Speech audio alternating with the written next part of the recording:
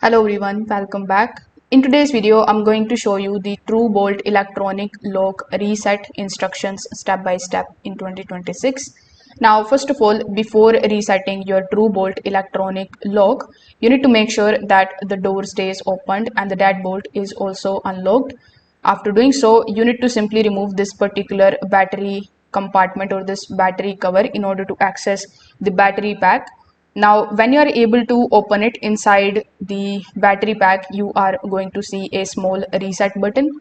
So you just have to simply remove one battery from the lock, and after removing that one battery, you just have to wait for a few seconds. And this is going to help fully power down the electronics before starting the reset process. Now, after doing so, you just have to simply press that particular reset button, and then you need to reinsert the battery while still holding that particular button. Just keep holding it for at least 5 to 10 seconds, and when you are doing this, the lock should beep or flash green, confirming that the factory reset completed successfully. Now, some of the True Bolt models are require pressing the lock button 3 times within just 3 seconds after power returns, so you can also try that.